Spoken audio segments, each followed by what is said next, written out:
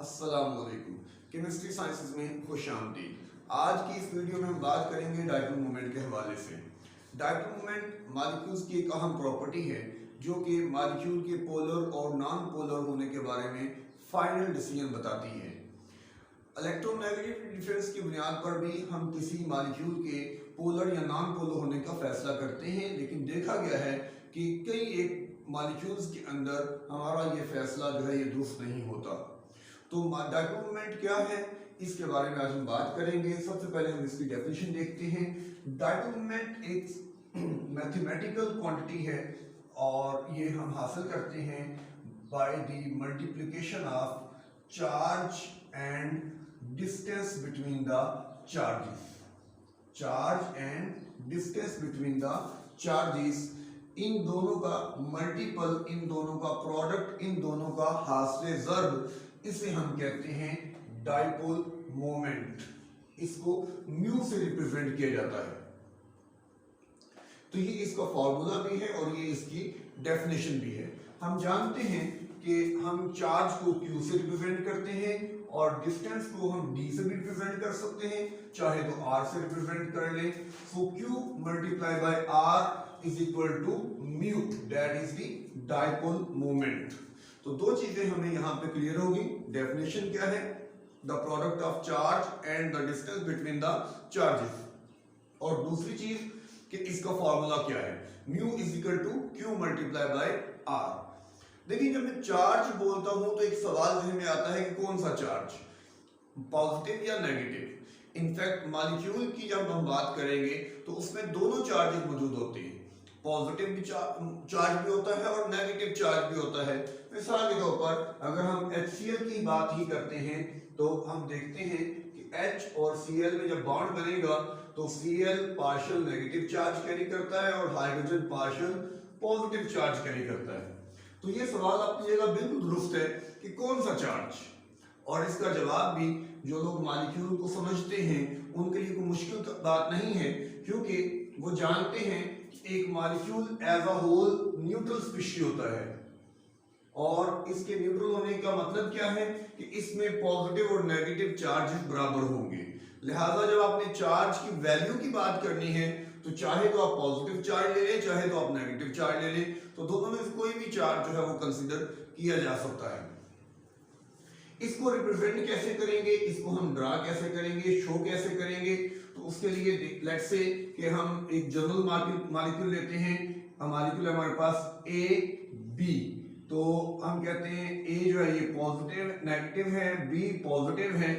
तो dipole moment दरअसल एक वेक्टर क्वांटिटी है और वेक्टर क्वांटिटी के लिए दो चीजें जरूरी होती हैं, एक उसकी वैल्यू और एक उसकी डायरेक्शन। सो यहां पे नोट करने की बात है कि हम एक एरो की मदद से इसको रिप्रेजेंट करेंगे, और वो एरो सिंपल एरो नहीं है बल्कि वो समथिंग लाइक कट एरो है, जिसके शुरू पे कट लगा होता है और उसकी डायरेक्शन हमेशा पॉजिटिव टू नेगेटिव होती है। ये नेगेटिव की डायरेक्शन में जो है ये आपको बता रहा होता है। तो ये एरो, इसकी मदद से हम डायपोल मोमेंट को रिप्रेजेंट करते हैं। इस फॉर्मूला को समझने के लिए एक सिंपलेस्ट एग्जांपल जो है वो कंसीडर करते हैं। हम अगर यूनिट की बात करें तो साथ ही वो कॉन्सेप्ट भी हमारा क्लियर हो जाएगा।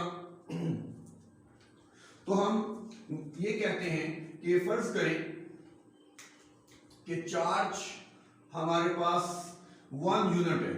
1 यूनिट मतलब 1.602 मल्टीप्लाई बाय 10⁻⁻19 कूलम। वही जो एक प्रोटॉन पर चार्ज होता है या एक इलेक्ट्रॉन पर चार्ज होता है। तो 1 यूनिट चार्ज हमने ले लिए यहाँ पे, और हम ये भी कहते हैं कि इन दो एटम्स जिनके दरमियान ये बॉन्ड बना हुआ है, इनका जो डिस्टेंस है वो भी 1 यूनिट है। तो अगर डिस्टेंस 1 यूनिट माना जाए तो यूनिट डिस्टेंस एटॉमिक लेवल पर क्या होता है? 1 एंगस्ट्रॉम। और 1 एंगस्ट्रॉम का मतलब क्या है? 1 एंगस्ट्रॉम का मतलब है 1 multiply by 10⁻⁻10 metre. 1 multiply by 10⁻⁻10 metre. तो डायपोल मोमेंट क्या होगा? डायपोल मोमेंट हो जाएगा Q multiply by R is equal to Q की value 1.602 multiply by 10 raise power minus 19 और R की value 1 multiply by 10 raise power minus 10। So ये answer क्या आएगा हमारे पास, इसको बड़ी आसानी से मल्टीप्लाई करवाया जा सकता है और ये आंसर आ जाएगा हमारे पास 1.602 multiply by 10 raise power minus 29 metre coulomb. MC इसको बाद लोग CM लिखते हैं, लेकिन वहां पे वो गलती कर जाते हैं कि C छोटा और M भी छोटा। तो CM अगर इस तरह से लिखेंगे तो ये बनेगा सेंटीमीटर। तो याद रखें कूलम के लिए आपने C कैपिटल करना है। तो ये तरीका बिल्कुल गलत है, इसको हम या तो इस अंदाज में लिखेंगे या हम इस अंदाज में लिखेंगे। तो स्मॉल c सेंटी को रिप्रेजेंट करता है और कैपिटल C कूलम को रिप्रेजेंट करता है। तो ये बहुत इंपॉर्टेंट है, उसको ध्यान में रखिएगा। तो यहाँ पे हमने इसकी एक सिंपल एग्जांपल भी देख ली और साथ ही हमें यूनिट का कॉन्सेप्ट भी क्लियर हो गया कि इसका यूनिट क्या हो सकता है। इसका यूनिट होगा मीटर कूलम या कूलम मीटर, ठीक है, आप जिसको मर्जी पहले बोलेंगे। तो यहाँ पे यूनिट का कॉन्सेप्ट भी हमारा क्लियर हो जाता है और हम जानते हैं कि हम आमतौर पर जो सिस्टम यूज करते हैं वो SI सिस्टम है। SI सिस्टम दरअसल MKS सिस्टम होता है, जबकि इससे पहले भी एक सिस्टम जो है बहुत ज्यादा पॉपुलर रहा और साइंस के अंदर उसे बहुत ज्यादा यूज किया जाता रहा है, CGS सिस्टम। ये डिफरेंट सिस्टम्स हैं, इनमें दरअसल हम करते ये हैं कि जो तीन बुनियादी क्वांटिटीज हैं, लेंथ, मास और टाइम, उनके यूनिट के नाम के ऊपर इनका नाम रखा जाता है। जैसा कि आप देख रहे हैं कि मीटर लेंथ का यूनिट है, किलोग्राम मास का यूनिट है और सेकंड टाइम का यूनिट है। सिमिलरली सेंटीमीटर, ग्राम और सेकंड। तो अगर इस सिस्टम की बात करें तो इस सिस्टम के अंदर चार्ज का जो यूनिट होता है वो होता है इलेक्ट्रोस्टैटिक यूनिट और जो लेंथ का यूनिट होता है वो तो आप जान चुके हैं सेंटीमीटर होता है। लिहाजा इस सिस्टम के अंदर डायपोल मोमेंट का जो यूनिट निकलता है CGS सिस्टम में वो निकलता है electrostatic unit centimetre. Electrostatic unit centimetre. तो इसको आसानी के लिए डिबाई भी कहते हैं। डिबाई हम जानते हैं, डिबाई एक मशहूर साइंटिस्ट है जिसने बहुत ज्यादा काम किया फोर्सेस के हवाले से, तो उसके नाम के ऊपर ये यूनिट का नाम रखा जाता है।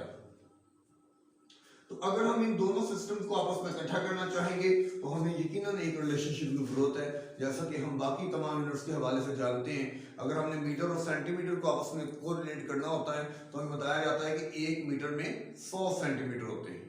इसी तरह से अगर हमने इन दो यूनिट्स को रिलेट करना है तो इनमें रिलेशनशिप हमें चाहिए, और वो रिलेशनशिप क्या है? वो रिलेशनशिप ये है 1 Debye is equal to 3.336 multiply by 10 raise power minus 30 metre coulomb. तो इससे आपको समझ आएगी कि डिवाई जो है एक बहुत छोटा यूनिट है, बहुत छोटा यूनिट है। और अगर हम इस वैल्यू को डिवाई में कन्वर्ट करना चाहते हैं तो हमें इस वैल्यू से इसको डिवाइड करना पड़ेगा। कैसे करेंगे? हम इसको डिवाई में कन्वर्ट करने के लिए 1.602 multiply by 10 raise power minus 29 divide by 3.336 multiply by 10 raise power minus 30, तो ये डिवाई में कन्वर्ट हो जाएगा और ये आएगा हमारे पास 4.8 डिवाई। सो इस तरह से हम इन यूनिट्स को जो है वो आपस में रिलेट करते हैं। तो हमारे पास दो यूनिट आ गए डायपोल मोमेंट के। एक हमने यूनिट पढ़ लिया है SI सिस्टम में जो सिंपल है मीटर कूलम, और दूसरा हमने पढ़ लिया है CGS सिस्टम में जो क्या है इलेक्ट्रोस्टैटिक यूनिट सेंटीमीटर, और उसका दूसरा नाम डिवाई भी है। और इन दोनों यूनिट्स के दरमियान ये रिलेशनशिप भी हमने पढ़ लिया। तो अभी तक हम क्या कर चुके हैं, अभी तक हम इसकी डेफिनेशन पढ़ चुके हैं, फॉर्मूला पढ़ चुके हैं, इसकी रिप्रेजेंटेशन, इसके दो यूनिट्स और इन यूनिट्स के दरमियान रिलेशन, और साथ ही साथ हमने एक सिंपल एग्जांपल भी जो है वो हल कर ली है। तो ये है डायपोल मोमेंट का मेन कॉन्सेप्ट। अब हम इसको थोड़ा सा आगे लेके चलते हैं। फर्ज करें हमारे पास एक ऐसा मॉलिक्यूल है जैसा कि HCl जिसमें सिर्फ दो एटम है, तो इसमें तो हम बड़ी आसानी से डायपोल मोमेंट को रिप्रेजेंट कर सकते हैं। कैसे करेंगे? इस तरह से, ये हमारा डायपोल मोमेंट जो है ना वो हो गया, हमने इसको रिप्रेजेंट कर लिया। बाकी इसकी वैल्यू निकालना वो एक्सपेरिमेंट से भी मालूम की जा सकती है, और वो जो है इस तरीके से भी मालूम की जा सकती है, कैलकुलेट भी की जा सकती है। लेकिन ऑब्वियसली कैलकुलेशंस में और एक्सपेरिमेंट्स में कुछ ना कुछ डिफरेंस आएगा, उस पर हम फिर कभी बात करेंगे। तो ये तो सिंपल मॉलिक्यूल के अंदर इसको रिप्रेजेंट करना है। लेकिन अगर एक कॉम्प्लेक्स मॉलिक्यूल है, जरा उसमें एटम्स की तादाद जो है वो ज्यादा है, 2 की बजाय 3 कर ले, 3 की बजाय 4 कर ले, तो एक एक करके सबको देखते हैं।